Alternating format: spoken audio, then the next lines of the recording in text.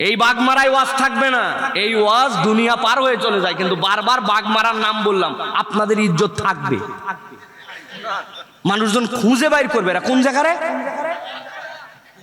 এই জন্য আমরা আগামী থেকে পরিবর্তন হয়ে যাব ইনশাআল্লাহ। এই কোরআন তো আমাদেরকে বেনিফিট দেওয়ার জন্য আনছে, ঠিক কি না? আল্লাহ রাব্বুল আমিন বলছেন চলেন, কোরআন আমাদেরকে কি বেনিফিট দেয়, কেন আমরা এখানে হাজির হয়ে গেলাম। আল্লাহ রাব্বুল আলামিন বলতেছেন সূরা শুআরার মধ্যে, ওয়া ইন্নাহু লাতানজিলু রাব্বিল আলামিন, এটা যার তার পক্ষ থেকে আসে নাই, এই কোরআন আসছে আল্লাহর পক্ষ থেকে। আল্লাহ রাব্বুল আমিন বলছেন যেমন তেমন পদ্ধতিতেও আসে নাই, নাযালা বির রূহুল আমিন আলা কলবিকা লিতাকুনা মিনাল মুনযিরিনা বিলিসানিন আরাবিয়্যিম মুবিন।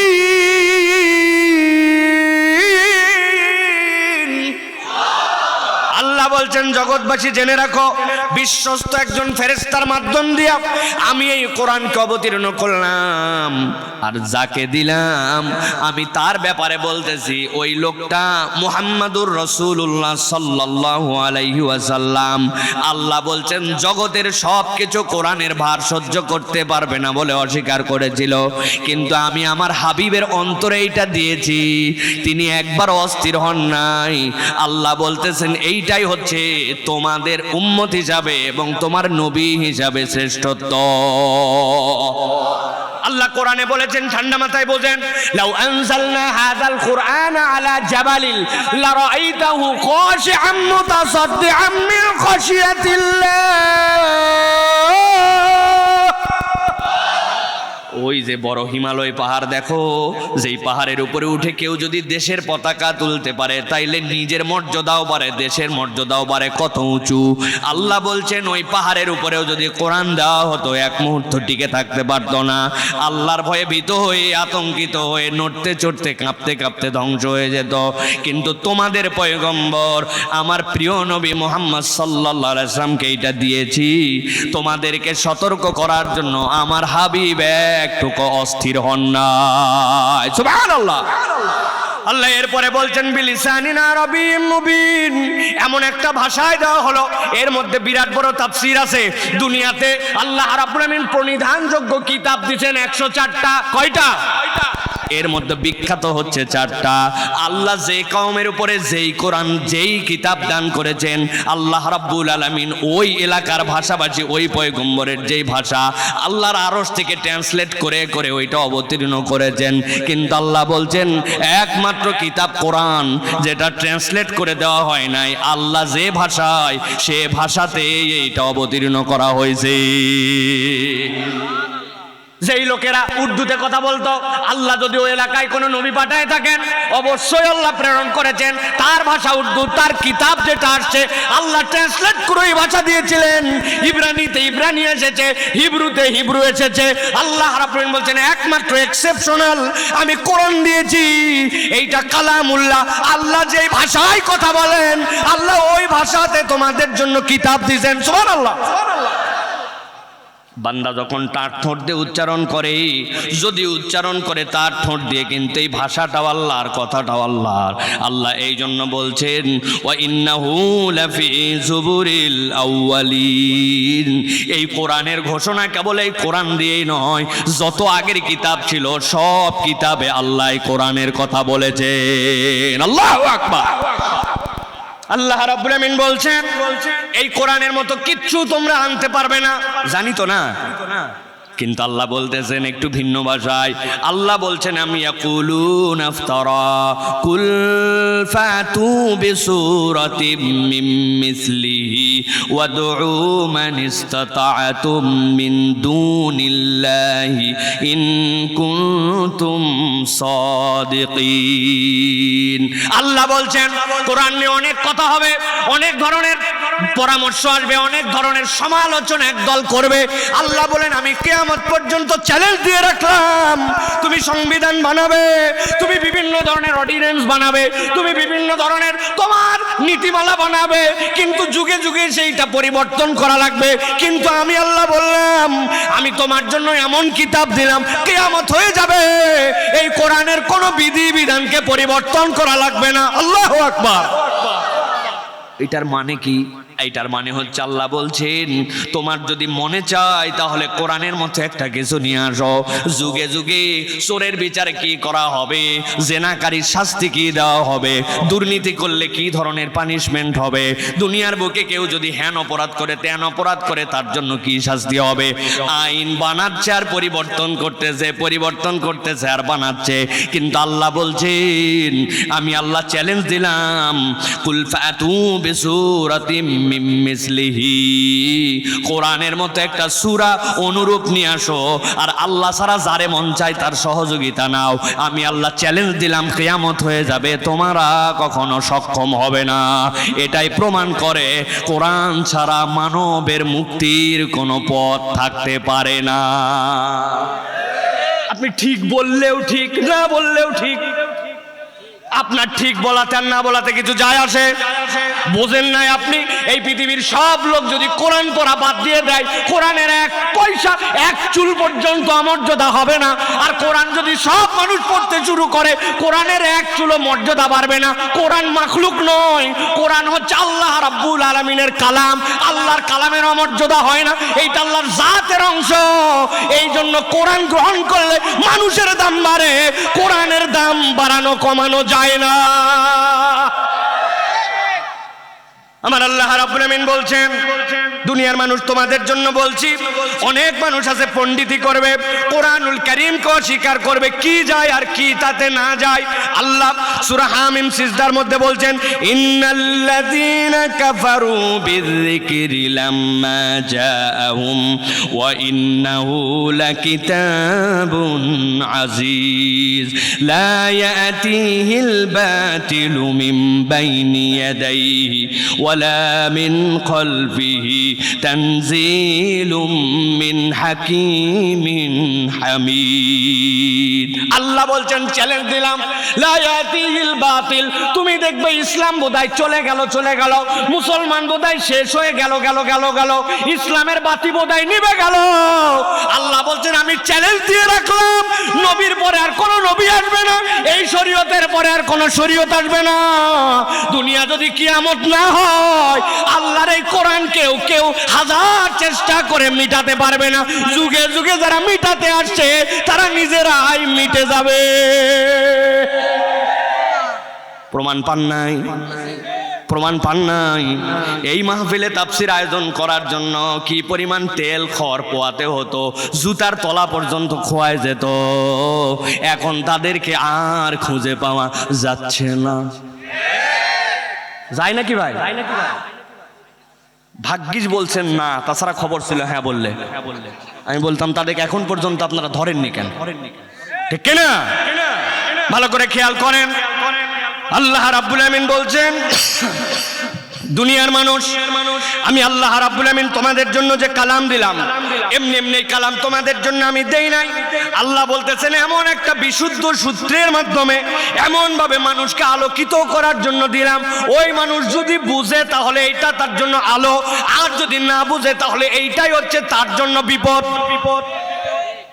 ডাক্তার আব্দুল বারী আছে, এক লোক আসছে, ডাক্তার সাহেব বহুদিন ধরে এই জায়গায় ঘ্যাগের মতো কি যেন হয়েছে, বাপরে ব্যথা, বিরাট বড় ব্যথা।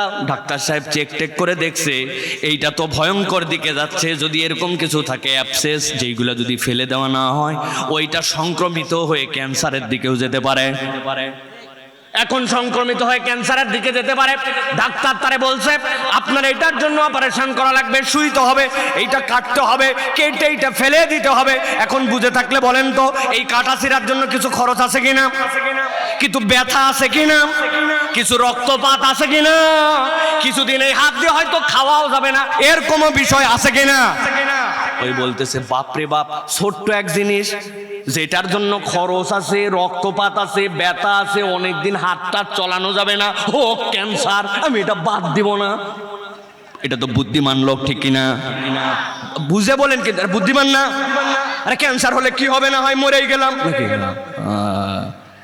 বলবেন আপনি তুমি বোকা ভাই, এই বুদ্ধিতে চলবে না। ওই লোক যদি রাজিও না হয়, বাড়ির সব লোক মিলে ধরে আনবে ওরে, যে ডাক্তার সাহেব অজ্ঞান করে হলে এটা ফালান, এই বলদের কথা আপনার শোনা যাবে না, ঠিক কিনা?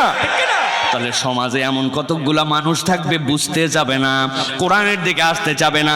আপনি কি তাই বলে দিবেন নাকি যা তুই জাহান্নামে? না না, আপনাকে তাকে আনতে হবে কোরআনের রাস্তায়, রাত দিন প্রচেষ্টা করতে হবে। কথা না শুনলে মাঝে মাঝে হালকা চড় থাপ্পড় দেওয়া লাগতে পারে। কথা বলেন। আল্লাহ রাব্বুল আমিন বলছেন, চলেন কোরআন কি বলে। আল্লাহ সূরা সূরার মধ্যে বলছেন, ওয়া কাযালিকা আওহাইনা ইলাইকা রূহাম মিন আমরিনা মা কুনতা তাদরি মাল কিতাবু ওয়ালাল ঈমান।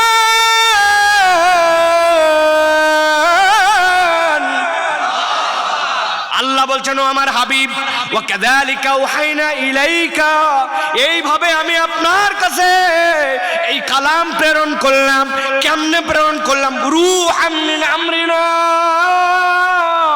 এটা আমার পক্ষ থেকে আল্লাহ রাব্বুল আমিন বিশ্বস্ত সূত্রে আল্লাহ রাব্বুল আমিন আপনার কাছে এটা দিয়েছেন। সুবহানাল্লাহ। জিজ্ঞাসা করবেন, আল্লাহ রাব্বুল আমিন বারবার এটা কেন বলেন? আমি দিয়েছি। এইটা বলার পিছনে রব্বুল আলামিনের একটা যৌক্তিক কারণ আছে। বান্দা যেন একটু ফিল করে, একটু হৃদয় থেকে অনুভব করে, বান্দা তোর রব যে তোকে চলানোর জন্য ম্যানুয়ালটাও দিবেন তিনি। ঠিক কি না? আন্দাজি ঠিক বলছেন, বুঝে ঠিক বলেন। আপনার মোবাইল আছে, মোবাইলের মধ্যে বন্ধ করার জন্য ডান পাশে এক বাটন, বাম পাশে এক বাটন মিলে চাপ দিবেন।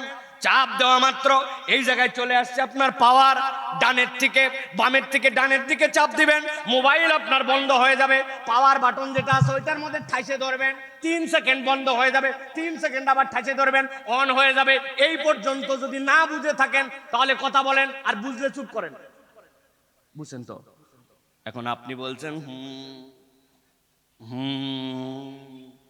আমার টাকা দিয়ে মোবাইল কিনছি, তুই বানাইছিস, তাতে কি?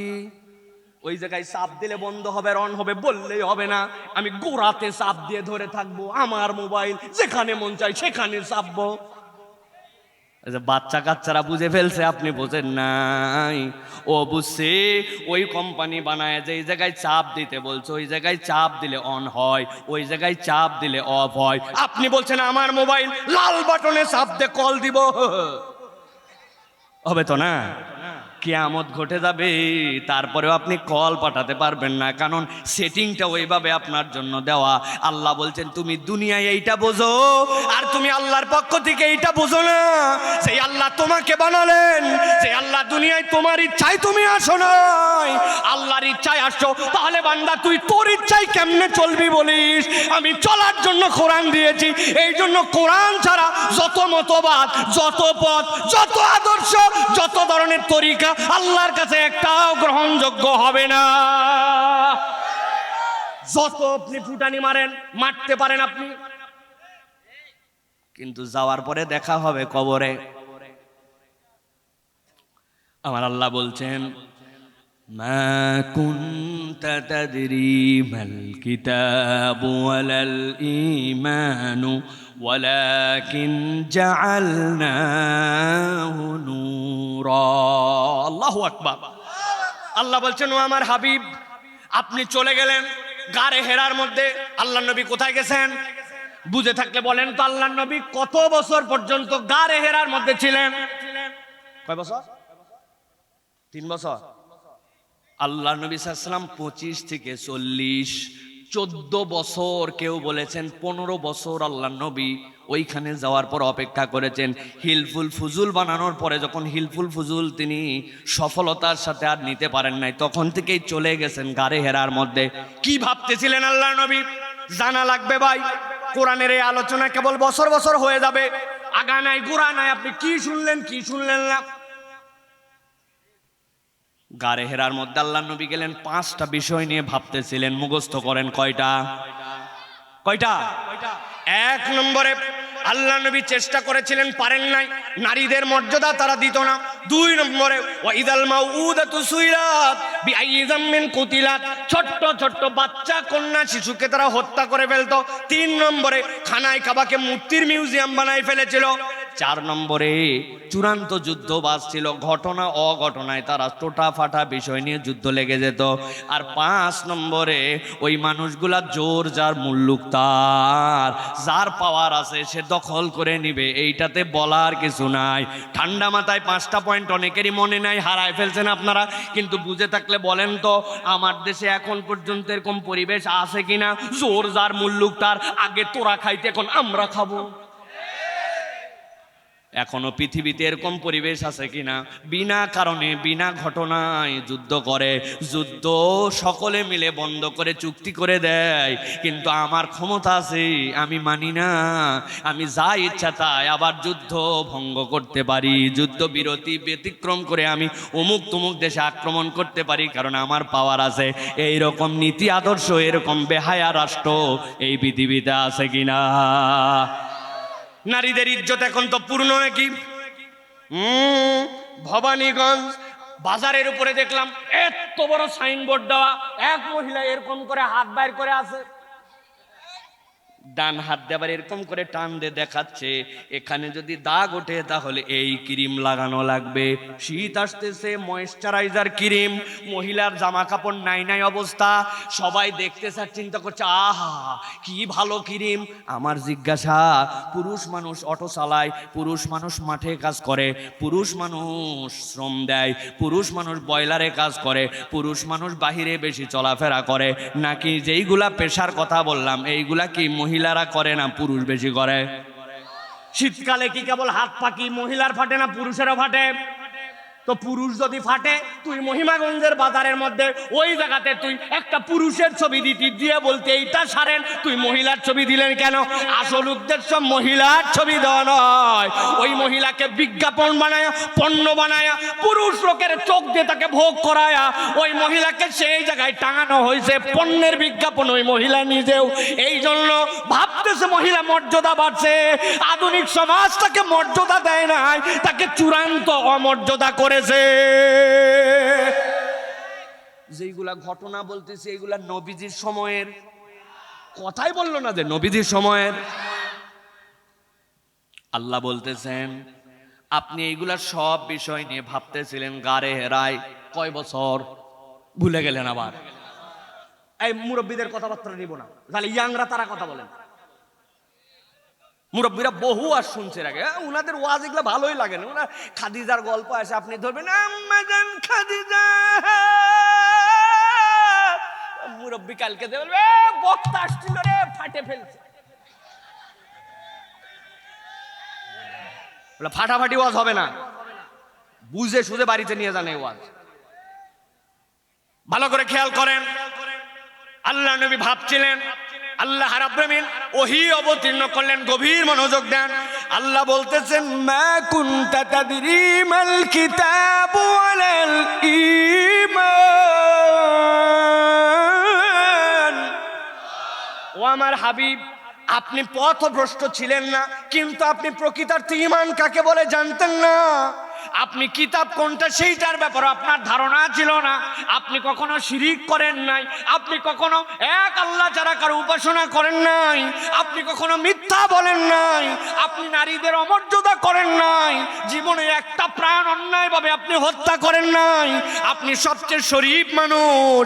কিন্তু আমি আল্লাহ বললাম মা কুনতা তাদরি মাল কিতাব ওয়ালাল ঈমান। আপনি জানতেন না কিতাব কি, আপনি জানতেন না ঈমান কি। আল্লাহ বলতেছেন আমি আপনাকে কিতাব দিলাম, ঈমান দিলাম, কিন্তু আমি নাম দিলাম এইটা কেবল কিতাবই নয়, এইটা কেবল ঈমানই নয়, ওয়ালাকিন জাআলনাহু নূরা। আমি আল্লাহ আপনাকে ওই কিতাব আর ওই ঈমানের পরিবর্তে আপনাকে এমন একটা পাথেয় দিলাম, আমি আল্লাহ নিজে বললাম এইটা হচ্ছে আপনার জন্য আলো। সুবহানাল্লাহ। কেমনে আলো?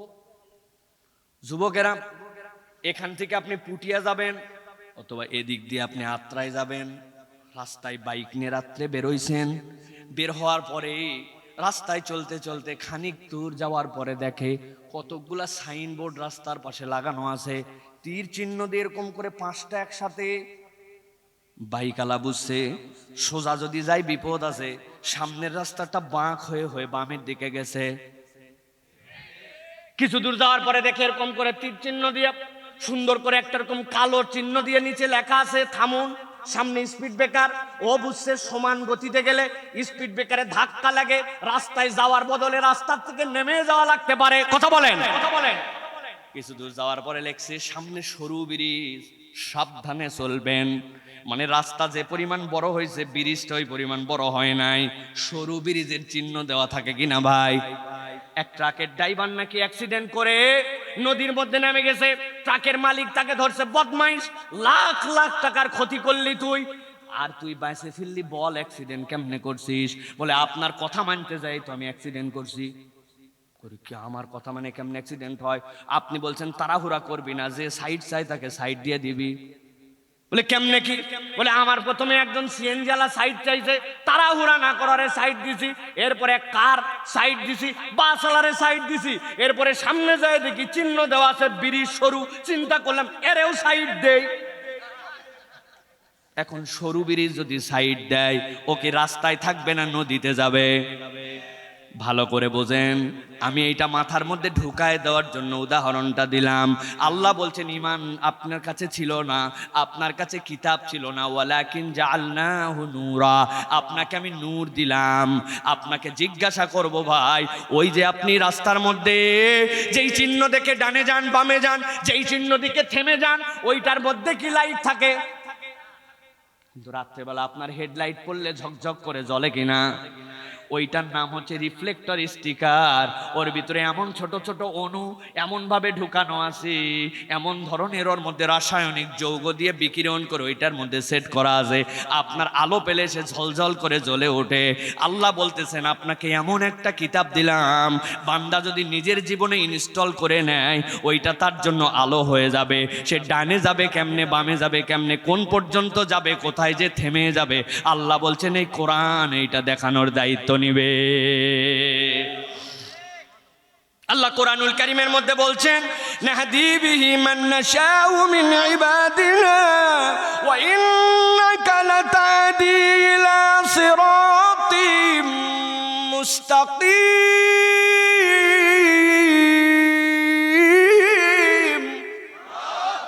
আল্লাহ বলছেন যাকে ইচ্ছা আল্লাহ তাকে চান তাকে হেদায়েত দেন, তবে হেদায়েতটা তোমার জন্য সিরাতুল মুস্তাকিম।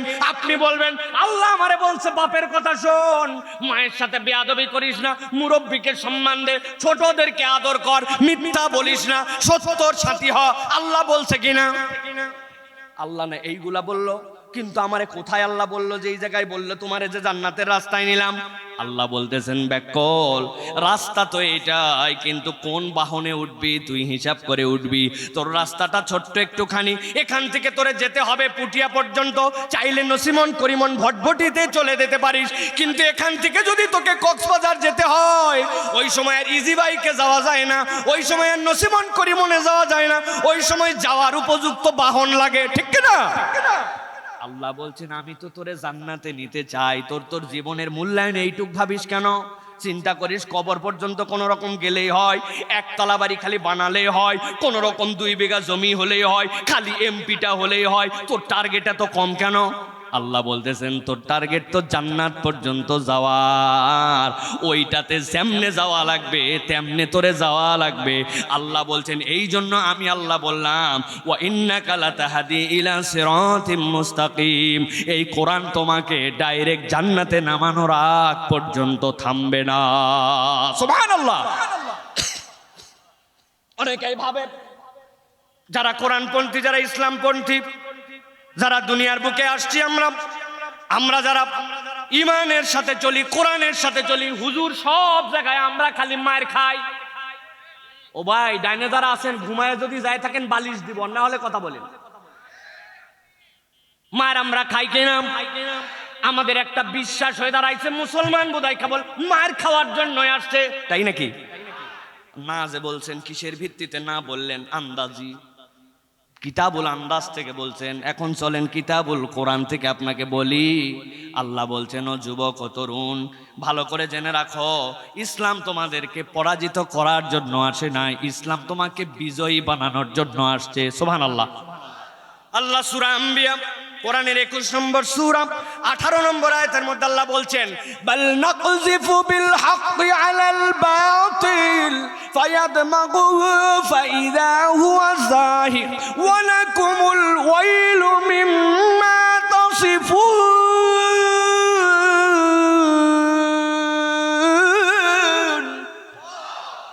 আল্লাহ বলছেন ঠান্ডা মাথায় বাল নাকযিফু বিল হাক্কি আলাল বাতিল, এই হক মানে হচ্ছে কোরআন, এই হক মানে হচ্ছে ঈমান, এই হক মানে হচ্ছে ইসলাম। আল্লাহ বলছেন বাল নাকযিফু বিল হাক্কি আলাল বাতিল, এই হকের দায়িত্ব হবে বাতিলের উপরে আঘাত করা। আল্লাহু আকবার। মার খাতে আসি নাই, মার দিতে আসছি।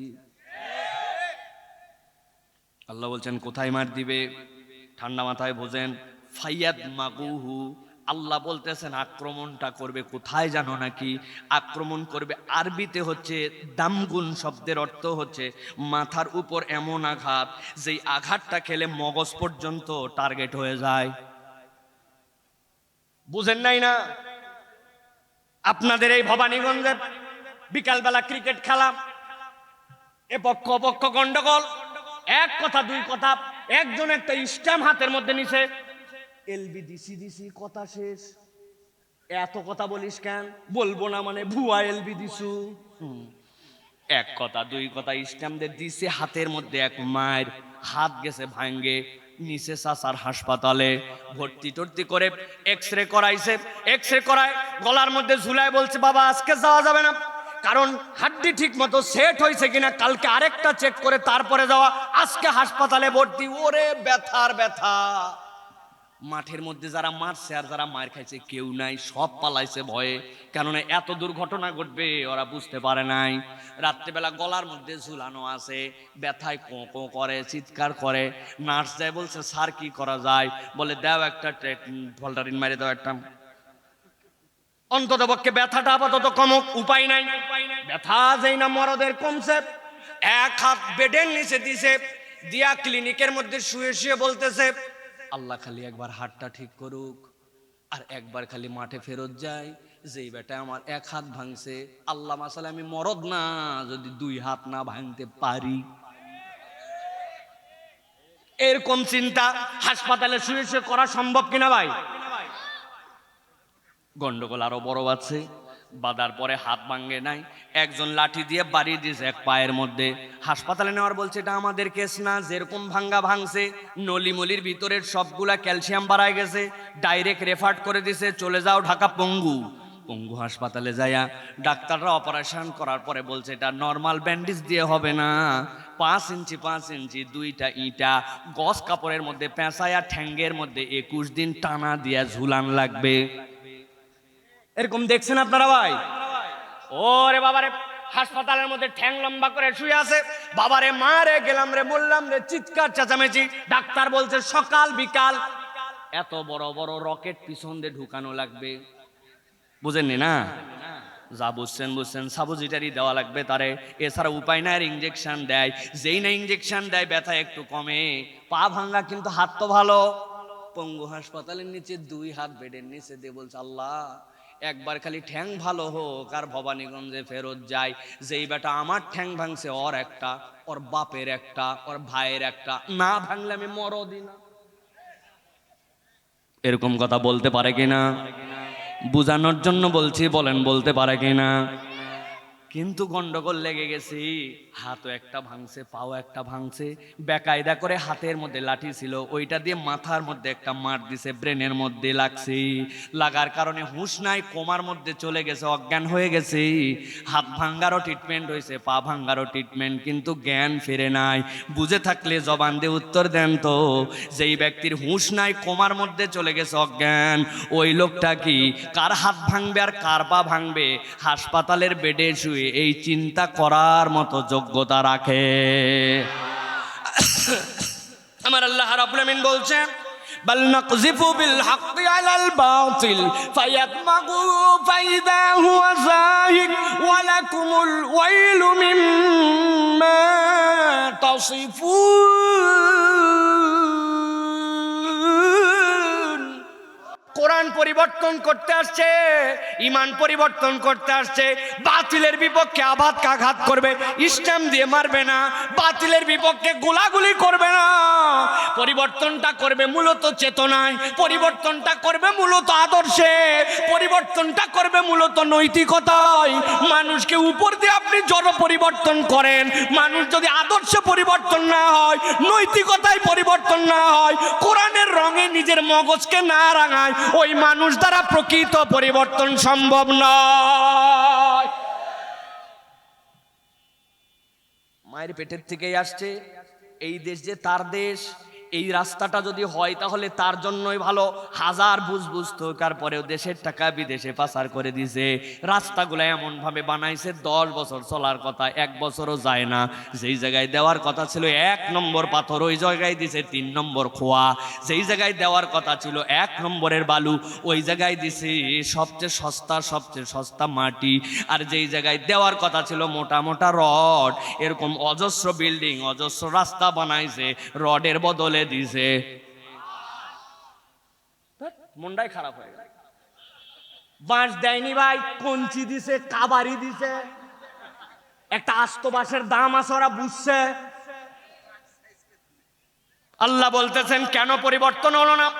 ফায়াদমাগু, কোরআন পরিবর্তন করবে তোমার চেতনায়, কোরআন পরিবর্তন করবে তোমার আদর্শে। আল্লাহ বলছেন ওই বান্দার হৃদয়ের মধ্যে যদি একবার চিন্তা হতো, কিরামান কাতিবিনা ইয়ালামুনা মা তাফআলুন। তোমার বেডরুমে কেউ নাই, দরজা লাগানো, লেপের নিচে শুয়ে শুয়ে তুমি কি দেখো? তোমার বাথরুমের মধ্যে তুমি কি করো? আর তুমি মসজিদের মধ্যে কি করো?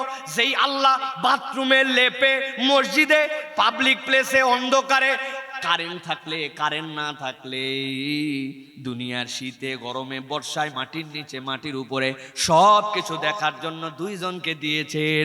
কেউ আমার পর্যবেক্ষক নয়, আমার পর্যবেক্ষক আমার আল্লাহর 2 জন ফেরেশতা কিতাব লিখতেছে। এই ভীতিময় অন্তর আর বাহ্যিকভাবে তাকে শাসন করার জন্য কোরআনময় আল্লাহর বিধান, এই 2টা যদি আসে তাহলে 23 বছরের আগে যেই মানুষরা জাহালতের শেষ সীমায় পৌঁছাইছিল, 23 বছর পরে আল্লাহ তাদের ব্যাপারে বলছেন রাদিয়াল্লাহু আনহু ওয়া রাদুআন। 23 বছরে কোরআন বাস্তবে দেখাই দিয়ে গেছে। এইটা কোনো তোমাদের কাছে থিওরিক্যাল গ্রন্থের নাম নয়, এটা প্র্যাকটিক্যালি মানুষের জীবন বিধান। Islam is the complete code of human life. এমনি এমনি এটা বলা হয় নাই।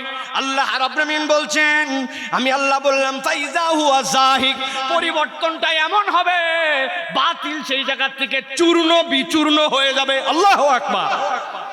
আর একটা ছোট্ট সাবধানের কথা আল্লাহ বলেছেন, ওয়ালাকুমুল ওয়াইলু মিম্মা তাসিফুন। কিছু পণ্ডিত 1000 কথা শোনার পরে বলবে 1450 বছর আগে চলতো, এখন আর লাগে না।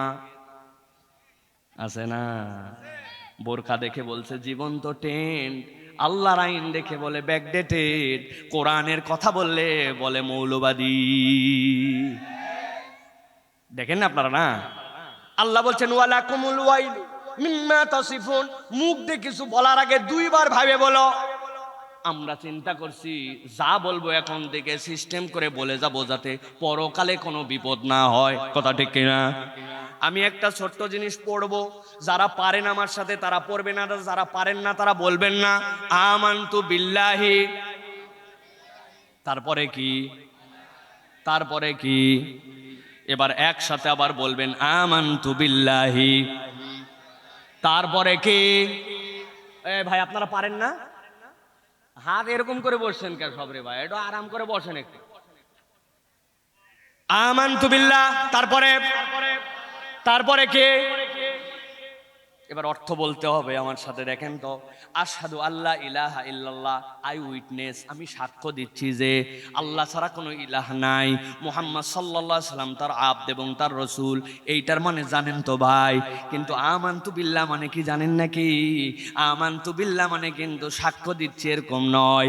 আমানতু বিল্লাহ মানে আমি ঈমান আনলাম, আমি মেনে নিলাম, আমি মেনে নিলাম আর আমি সাক্ষ্য দিলাম, 2টা এক জিনিস নয়।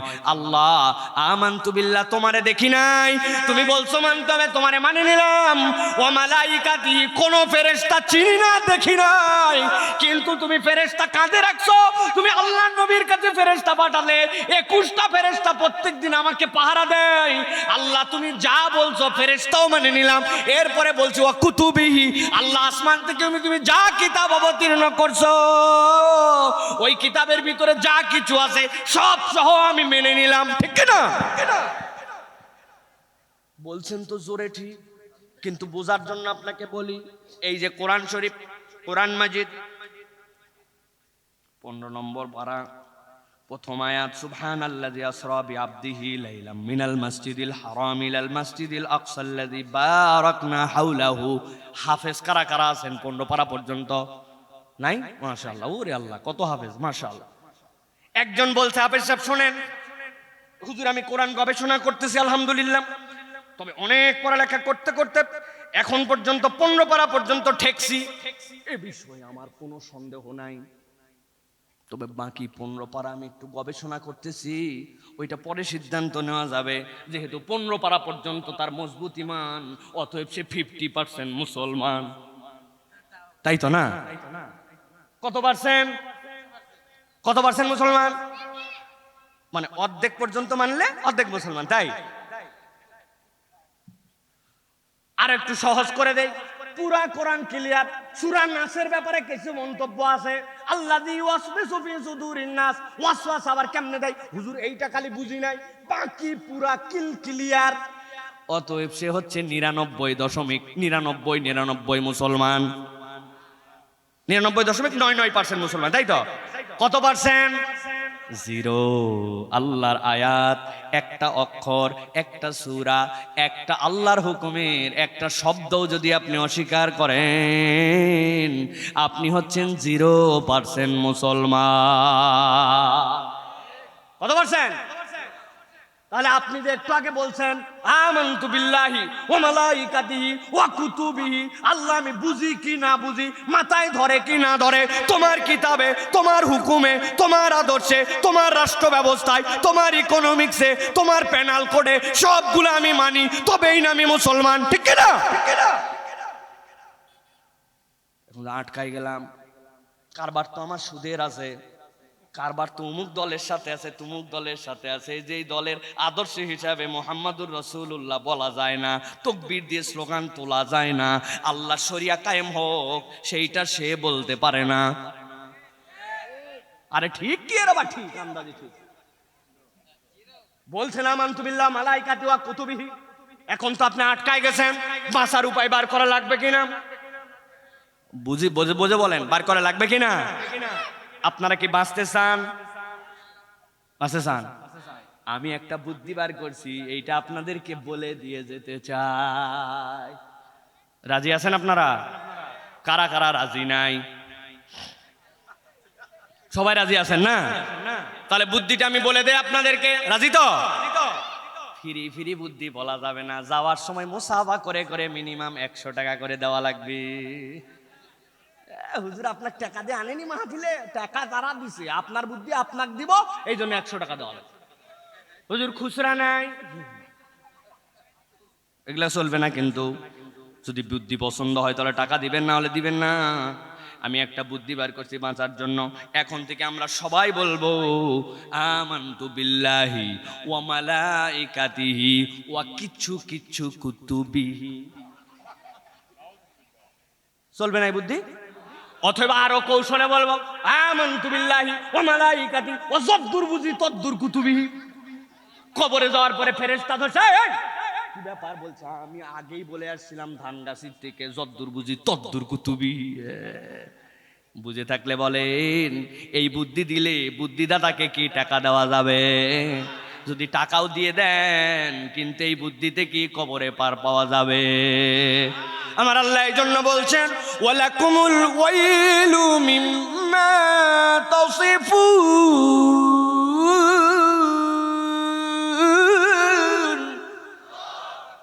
বলার আগে, জবান খোলার আগে, মুখটা থেকে কিছু কথা বের করার আগে হুঁশ করে কথা বলো। আমার কথা নয়, তোমার মুখ দিয়ে যা কথা বের হবে ভেবে চিনতে তোমার কথা বলো, নচেত কিন্তু তোমার খবর আছে। এই কথা কি আমি আব্দুল হাই সাইফুল্লাহ নাকি আল্লাহ? যারা যারা বুঝেন নাই তারা আওয়াজ দিয়েন না, যারা বুঝেছেন তারা হাত তুলে বলেন তো এই কথা কার? সবগুলা হাত ওঠে না, এই কথা কার? শেষ সুযোগ দিলাম, হাতে যাদের শক্তি আছে হাতটা তুলে বলেন এই কথা কার? আল্লাহ বলতেছেন এইটা আমার কথা, অতএব বুঝ করে চলো বান্দা। এরপর আল্লাহ বলতেছেন এখন তুমি ভাবতেও পারো এরকম কোন কথা তো নতুন ভাবে আসতেও পারে। আল্লাহ বলতেছেন ওয়ালা ইয়াতুনাকা বিমাসালিন ইল্লা জিনাকা বিল হাক্কি ওয়া আহসানা তাফসীরা। আল্লাহ বলছেন আপনার কাছে যা আসছে তার তুলনা নাই, আপনার কাছে যেটা আসছে ওইটার কোনো উদাহরণ হবে না।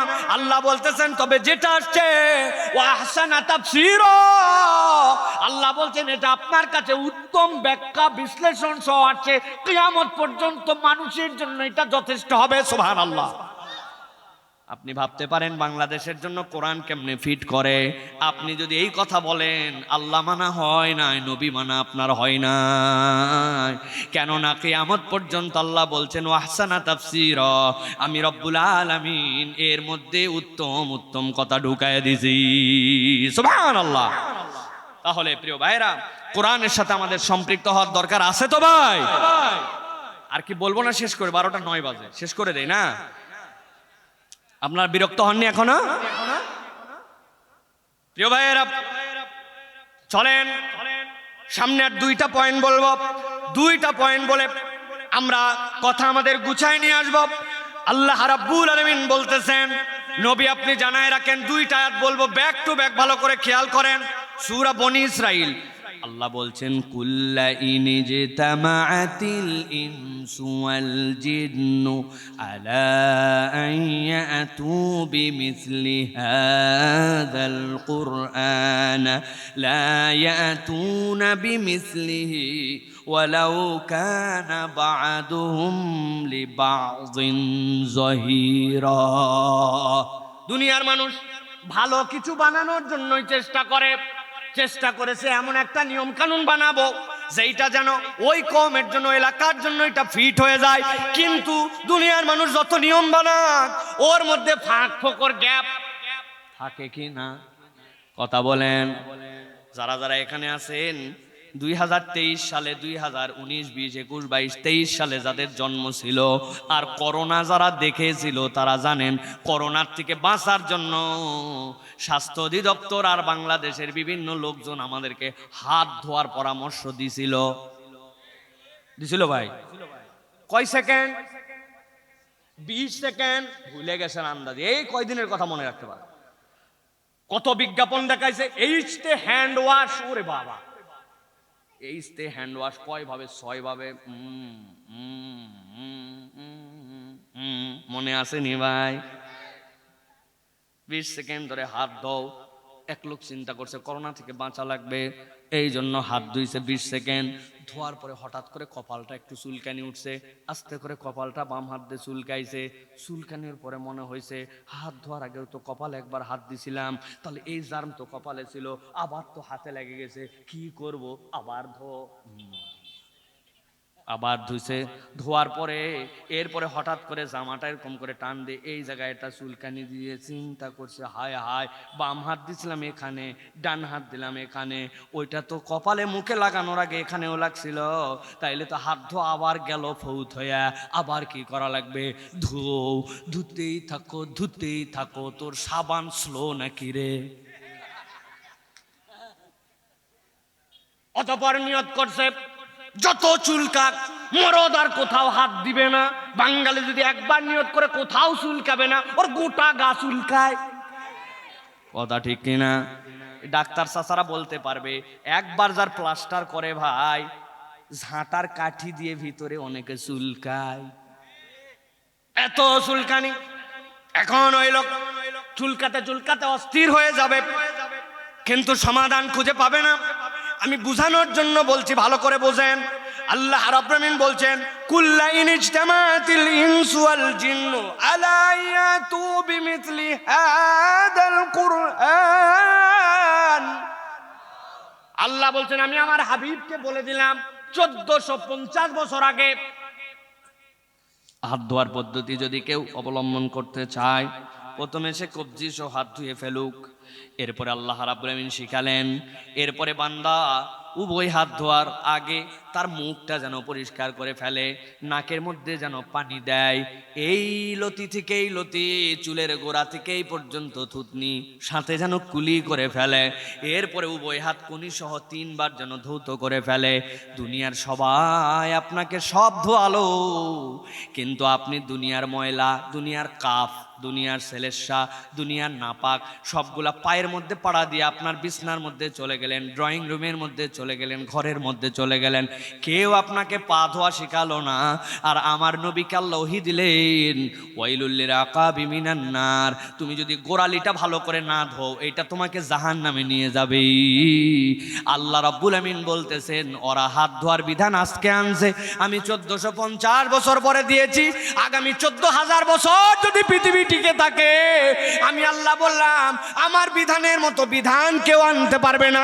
আল্লাহ এখানে কেবল বলেন নাই কুল হু আল্লাহু আহাদের মতো এরকম ছন্দে মিলানো আয়াত, না না না, আল্লাহ বলছেন আল্লাহর বিধান শ্রেষ্ঠ বিধান, আল্লাহর বিধানের উপরে কোনো বিধান হতে পারে না। তাহলে আপনার মাথায় একটু খেলা উচিত, সেই আল্লাহ 1450 বছর আগে হাত ধোয়ার বিধানে শ্রেষ্ঠত্ব দিতে পারেন, ওই আল্লাহ কি চোর ধরে তার শাস্তির জন্য শ্রেষ্ঠ বিধান দিতে পারেন না? ওই আল্লাহ কি নারী যদি অপমানিত হয় তার বিচার কি আল্লাহ দিতে পারেন না?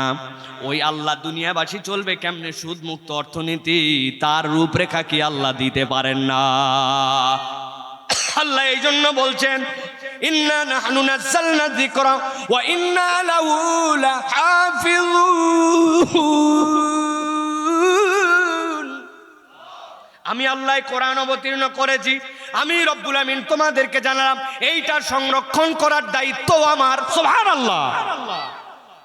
কোরআন আল্লাহর পক্ষ থেকে, কোরআন সংরক্ষণ করার দায়িত্ব আল্লাহ, ঠিক না? আমরা প্রিয় ভাইয়েরা সর্বশেষ আপনাদের কাছে দুটো দিকে দুটা কথা বলবো, যদি আপনারা রাজি থাকেন। রাজি আছেন আপনারা? কারা কারা? 2 হাত টান করে ওঠান। হাত নামান, হাত নামান। সব হাত ওঠে নাই, অনেকে হাফসায় গেছেন মনে করছেন না। আমি 12টার আগে ওয়াজ শেষ করে চলে যেতে পারতাম, কোনো দোষ কেউ আমাকে দিতে পারতেন না। আমি আপনাদের দিকে তাকায় আর সম্মানে চাচার দিকে তাকায় আমি 12টার পর পর্যন্ত কন্টিনিউ করতেছি আপনাদের জন্য। এই জন্য বলতেছি হাত টান টান করে সোজা করেন, 2টা শক্ত করছেন, বুকটা টান করেন, একটু পিছন দিকে দেন, পিছন দিকে হাতটা দেন, পিছন দিকে, হ্যাঁ সোজা করে। হয়েছে সবাই? মাশাআল্লাহ। আমার ছোট শ্রোতারা কিন্তু সাংঘাতিক, হাত নামাতে বলি নাই কিন্তু। পিছনের চাচা বহু আরামে বসছেন পিছনে, মজলিসে এরকম ফাঁক করে বসতে হয় না বাবা, বয়স তো অনেক হয়ে গেল, ফাঁকা বন্ধ করে সামনে আসে বসা লাগে। আর কিছু বললাম না, হাত সোজা করছেন সবাই, গলাটা একটু পরিষ্কার দেন, হয় নাই ভালো করে, হাত সোজা করে দেন, সোজা গেছেন। এবার হাতটা একটু নড়াচড়া দেন, একটু পাটা বদল করে বসেন, যেই পায়ে ছিলেন পা চেঞ্জ করে আরাম করে রিল্যাক্স রিল্যাক্স করে বসেন, একটু হাত নামাবেন না, হাত সোজা করেন। পা চেঞ্জ করছেন, আমার দিকে হন। বহুত স্বেচ্ছাসেবক দেখলাম আমার তকবির দিয়ে নিয়ে আসলো বেগুনি কালারের পাঞ্জাবি পরা, এখানে দেখি কয়টা মাত্র পোলা পান, এরা কি ডিউটি করতেছে রাত্রের বেলা? বাইরে ঘোরাফেরা না, ভেতরে আসো। হাত সোজা করছেন সব, গলা পরিষ্কার হয়েছে? এবার একটুখানি আরেকবার ফাইনাল, হাতটা বুক বরাবর নেন, এই বরাবর নিছেন। বাহিরে অনেক লোক মনে করছে এবার মাহফিলে কোনো লোকই হয় নাই, হুজুর বোধহয় খালি কমিটি নিয়ে ওয়াজ করতেছে। জি না, আপনি আসতে পারেন নাই, আপনি কপাল পোড়া, আপনার তকদির খারাপ, আপনার ভিতরে ইমানের বাতি নবায়ন করা লাগবে। এই ছেলেরা কোরআন শোনার জন্য আয়োজন করছে, কোরআন শুনতেও তারা আসছে, ঠিক কিনা? পারবেন ইনশাআল্লাহ একটা তাকবীর দিতে? বাহিরের লোক টের পাবে তো যে ভিতরে আল্লাহর হিম্মতওয়ালা বান্দারা, প্যান্ডেল ভরা আছে। পারবেন ইনশাআল্লাহ? যারা পারবেন একটা আকাশ বাতাস মুখরিত করে তাকবীর দিতে তারা বলেন আল্লাহুম্মা আমিন। হয়নি? জোরে বলেন আল্লাহুম্মা আমিন। আমি যখন বলবো লিল্লাহে তাকবীর, আপনারা হাত আসমানের দিকে ছুড়ে দিয়ে বলবেন আল্লাহু আকবার। পারবেন ইনশাআল্লাহ? গলা থাকলেই কি আর গেলেই? রেডি সবাই? গলা ভাঙ্গে ফেলতে রাজি আছে, কিন্তু এইরকম হিম্মত করে তাকবীর দেন। পারবেন ইনশাআল্লাহ? দেখে একটা তাকবীর দিতে হবে। হাতগুলা রেডি করেন, গলাটা পরিষ্কার করেন, মনোবল বাড়ান, ফাঁকিবাজি দিবেন না। ওই যে মুরব্বিক দেখে একটা কথা মনে পড়ছে, সামনে মুরব্বি। আমি একবার দিনাজপুরে ওয়াজ করতে গেছি, যাই এইরকম গভীর রাত, ঠান্ডা, লোকজনকে বলছে একটা তাকবীর দিতে, আল্লাহর জন্য জীবন উৎসর্গ, পাম পট্টি দিয়া লিল্লাহে তাকবীর। সামনে মুরব্বি ছিল, উত্তর দিছে আল্লাহু আকবার। ওই দিন বুঝছি ভাই, পাম দিয়া কাম, দিল থেকে না আসলে ফামে কাম। এই জন্য আপনারা ফাম দেই নাই, দিল থেকে একটা তাকবীর দিতে পারবেন ইনশাআল্লাহ? এই তাকবীর যারা মিস করলো, আগামী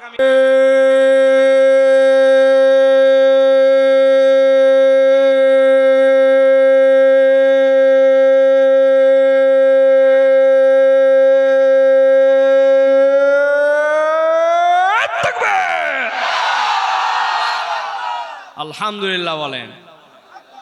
শয়তান আছে? আর শয়তান যে আল্লাহু আকবার শুনলে পালায়, এর প্রমাণ পাইছেন কবে? জি না, আন্দাজি কথা বলেন না। দেখবেন আপনাদের এলাকায় জোহরের সময়, অলস দুপুর, কঠিন রোদ, সবাই ক্লান্ত, হঠাৎ করে জোহরের আজান হয়েছে, আল্লাহু আকবার আল্লাহু আকবার। যেই আজান হয়েছে, বালুর ঢিপির উপরে একটা মরা মরা কুত্তা কাত হয়ে শুয়েছিল, হঠাৎ করে মাথা তুলেই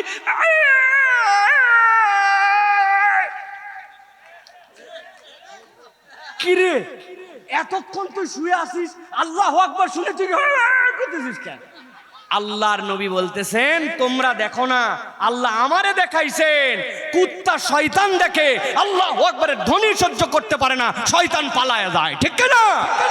এই জন্য অনেক মানুষ দেখবেন আল্লাহু আকবারের স্লোগান দিতে পারে না, আল্লাহু আকবারের তাকবীর দিতে পারে না, আল্লাহু আকবারের পক্ষে থাকতে পারে না, ইসলামের পক্ষে কথা বলতে পারে না।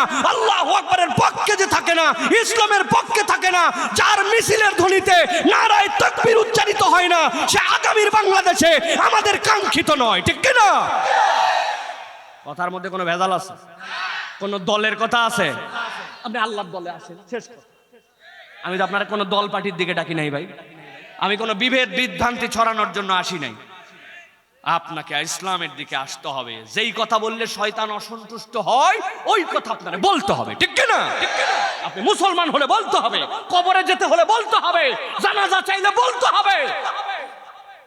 না চান বলেন, বাস ঘোষণা দিয়ে দিবেন আমার জানাজা যেন পড়ানো না হয়, শেষ, বাইসে গেলাম আমরা। কার ঠেকা পড়ছে জানাজা পড়ানো জোর করে? তবে জানাজা না পড়ালে কি করা লাগবে ওটা বলে যায়, ওই ঝামেলা আমরা নিতে পারবো না। তাহলে আর দুইটা কথা বলছি, আসেন তো আপনারা। এক নম্বরে, এটা খুব আমাদের জন্য গুরুত্বপূর্ণ একটা পয়েন্ট, আমরা রিজিকের তালাশ করি, তাই না? রিজিক কত ধরনের। আল্লাহ, আমার সন্তানটা কথা শোনে না, আরেকজনের সন্তান কথা শোনে, কথা শুনে যে সন্তান, এইটা হচ্ছে বাপের জন্য রিজিক। একটা স্ত্রী দিনের কথা বলছে, মেনে নিছে, আরেকটা স্ত্রী খালি ফসফস করে, আছে না? এত বড় বাজারের লিস্ট দিয়েছেন, সব আনছেন, শুধুমাত্র নারিকেলের তেল আনতে ভুলে গেছেন। বউ বলতেছে 22 বছর তোমার সাথে সংসার করে কি পেলাম, আছে না ভাই? প্রত্যেক দিন আপনার বাড়িতে রান্না করে, প্রত্যেক দিন আপনারা তরকারি বানায় দেয়, একদিন বেচারি একটু ঝাল বেশি দিছে, লবণ কম দিছে, স্বামী বলছে তুই একটা জানোয়ার, আর কি বলবো, তোর বংশই হচ্ছে ময়াকার গয় দীর্ঘই, বানান করে দিব। পিছনে আবার কোন এক চাচা বানান করা শেষ। রিজিক যে একজন অনুগত অন্তর, একটা দিল, একটা জীবন, যেইগুলো সব আপনাকে তৃপ্তি দেয়, কুররাতা আয়ুন, যেটা আপনার চোখের জন্য শীতলতা হয়, এগুলো সবগুলা হচ্ছে আপনার জন্য রিজিক। দুইটা আয়াত বলে আজকে শেষ করব। এই রিজিকটা আমি কিভাবে পেতে পারি?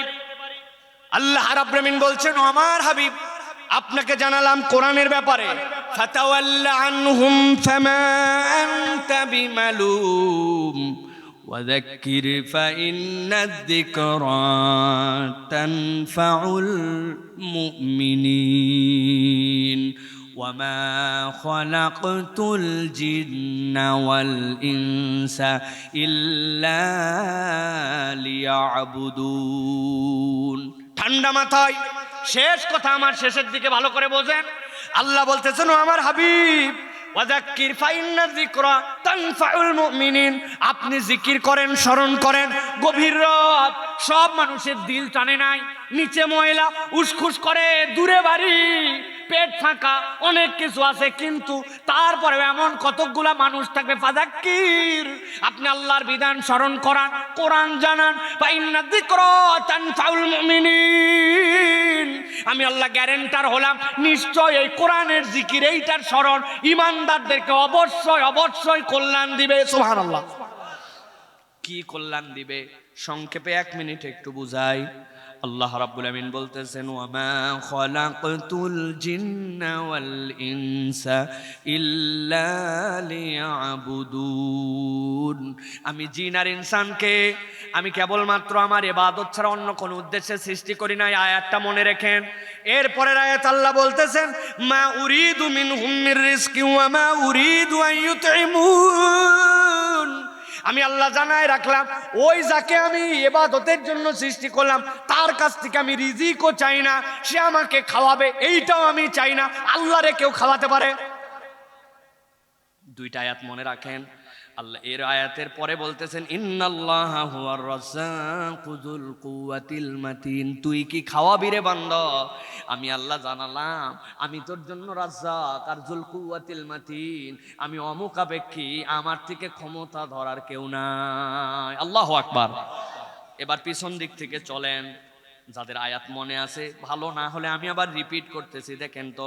ইন্নাল্লাহা হুয়ার রাজ্জাকু যুল কুওয়াতিল মাতিন, আল্লাহ হচ্ছেন রাজ্জাক, মনে আছে তো? তার উপরের আয়াত আল্লাহ বলতেছেন, মা উরিদু মিনহুম মির রিজকিন ওয়া মা উরিদু আন ইউতঈমুন, চাই না সে আমাকে খাওয়াবে, আমাকে রিজিক দিবে, এটা বান্দার কাছে আমার প্রত্যাশা নয়। 3 নম্বরে আল্লাহ উপর দিকে চলেন, ওয়া মা খালাকতুল জিন্না ওয়াল ইনসা ইল্লা লিয়াবুদুন, আল্লাহ বলছেন জিন আর ইনসানকে কেবল আমি আমার ইবাদতের জন্য সৃষ্টি করেছি। তার উপরের আয়াত, ওয়াযাক্কির ফাইন্না যিকরা তানফাউল মুমিনিন, কোরআনের জিকির করেন, এইটা বান্দাদেরকে জানান।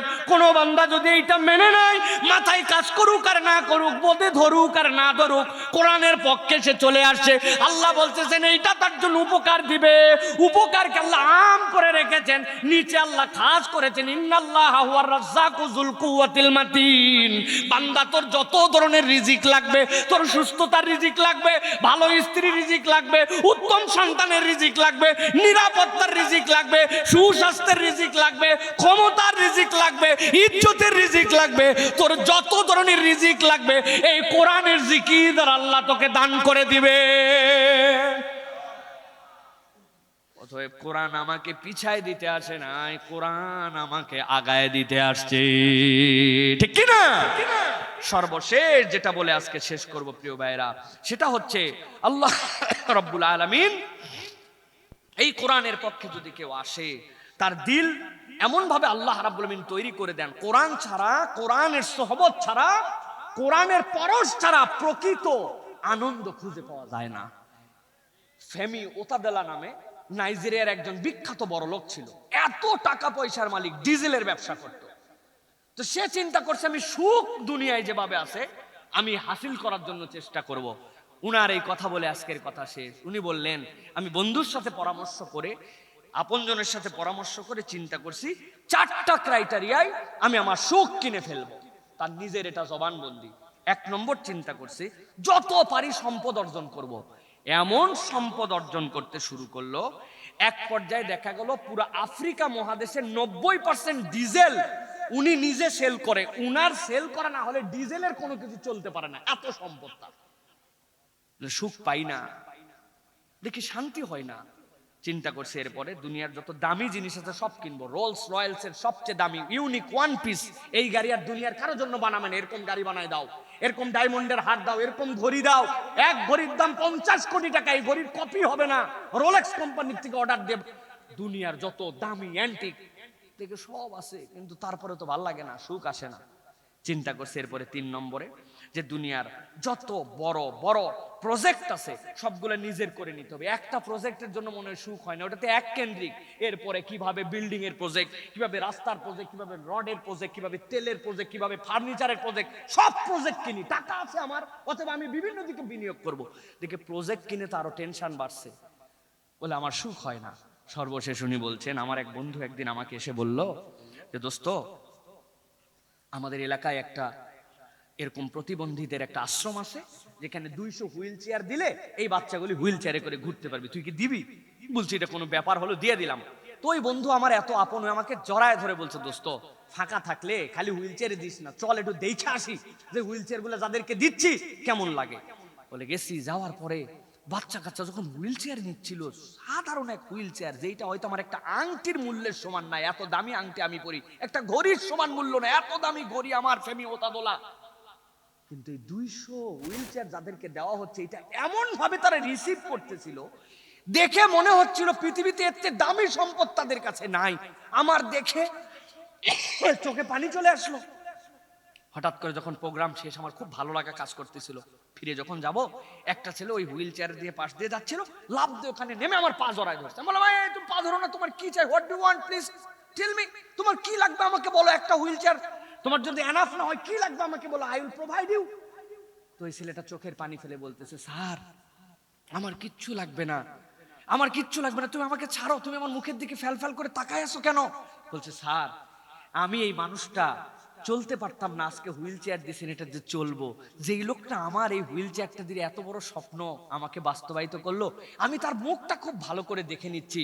আমি যদি কোনোদিন জান্নাতে যাই, হেভেনে যাই, যাওয়ার পরে যদি দেখি এই লোকটা নাই, আমি তাকে খুঁজে নিব, যে আমার মনে এত আনন্দ দিল, তাকে তো জান্নাতে ছাড়া আমি থাকবো না। উনি বললেন, জীবনের সুখ খুঁজে পেয়ে গেলাম, জীবনের সুখ খুঁজে পেয়ে গেলাম। কেবল অর্জনেই সুখ নয়, দেওয়াতে সুখ, পরকালের জন্য কাজ করাতে সুখ, মানুষের জন্য নিবেদিত হওয়াতে সুখ, এতিম মিসকিনের পিছনে নিবেদন করাতে সুখ। খালি জমা করে ব্যাংক ব্যালেন্স করার মধ্যে সুখ নাই, বিতরণে যে সুখ, খাওয়াতে যে সুখ, দেওয়াতে যে সুখ, মানুষের কল্যাণে যে সুখ, ওটাই হচ্ছে প্রকৃত সুখ, ঠিক কিনা? আল্লাহ বলতেছেন, বান্দা এটা তুমি বলতেছো ঠিক, কিন্তু এই মোটিভেশন তোমাকে কে দিবে? আল্লাহ বলছেন, কুনতুম খায়রা উম্মাহ উখরিজাত লিন-নাস, তোমাকে নরমাল সৃষ্টি করা হয় নাই, তোমাকে অপরের কল্যাণের জন্য সৃষ্টি করা হয়েছে। অতএব আমরা আজকে এই মাহফিল থেকে যাওয়ার সময় শপথ নিয়ে যাব তিনটা। 1 নম্বর, কোরআনওয়ালা জীবন বানাবো। 2 নম্বর, কোরআনের বিপক্ষে নিজের অবস্থান কখনো রাখবো না, মাথায় ধরুক আর না ধরুক। আর 3 নম্বরে, যতদিন বেঁচে থাকবো মানুষের কল্যাণের জন্য নিজেকে নিয়োজিত রাখবো। রাজি আছি? বাচ্চারা ভয় পাচ্ছে যে হুজুর আমরাই ছাত্র মানুষ, আমরা ভাই দোয়া করি আল্লাহ তোমাদেরকেও বড় করবে, যখন আমার সামর্থ্য হবে তখন আমি মানুষের জন্য করব। রাজি আছি ইনশাআল্লাহ? খালি নিজ নিজ না, পরের জন্য করতে হবে, সমাজের জন্য করতে হবে, দেশের জন্য। ভাই ব্রাদার রাগারাগি ছিল, বোনের সাথে মন ধরাধরি ছিল, উমুকের সাথে মনের মধ্যে কাটাকাটি ছিল, সব মাফ করে দিব। এখন থেকে সবাইকে আপন ভেবে আগামীর বাংলাদেশে আমরা চলবো ইনশাআল্লাহ। আল্লাহ আমাদেরকে কবুল করেন, আল্লাহুম্মা আমিন। আজকের এই চমৎকার আয়োজনে যারা এসেছেন, যারা শুনেছেন, যারা এই আয়োজনে বাস্তবায়ন করেছেন, যারা খরচ করেছেন, আল্লাহ সকলকে উত্তম বিনিময় দান করেন। আপনারা সকলেই আজকের আয়োজনে সম্পৃক্ত হয়েছেন, এজন্য কর্তৃপক্ষের পক্ষ থেকে আমরা আপনাদেরকে আরো একবার মোবারকবাদ জানাই। সকলে আমার সাথে পড়েন, আল্লাহুম্মা সাল্লি আলা সাইয়্যিদিনা নবিয়িনা শাফিনা হাবিব। বসো বসো বসো বসো বসো বসো বসো, মজলিস ভঙ্গের দোয়া পড়ে যাব না? 30 সেকেন্ড।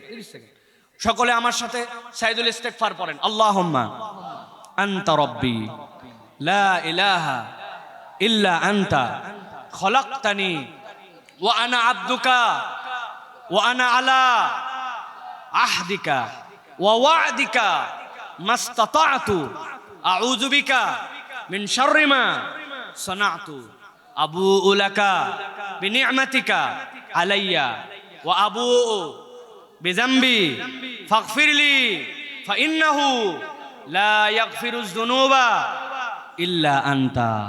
ফজরের পরে যদি পড়েন, মাগরিবের আগে মারা গেছেন, জান্নাত। মাগরিবের পরে পড়ছেন, সূর্য উদয়ের আগে মরছেন, জান্নাত। সাইয়্যিদুল ইস্তিগফার, এটা শিখে নেবেন ইনশাআল্লাহ। একটু আমিন বলেন। আল্লাহ আজকের আয়োজনকে কবুল করেন, আশা বসাকে কবুল করেন, আমাদের হায়াতে বরকত দেন, আমাদের রিজিকে বরকত দেন, রোগ বালাই দূর করে দেন। আল্লাহ আয়োজনকে কবুল করে নেন, আমাদেরকে মাসুম বেগুনা বানায় দেন। আল্লাহ যে যেভাবে সহযোগিতা করছে সকলকে উত্তম যাজা খায়ের দান করেন।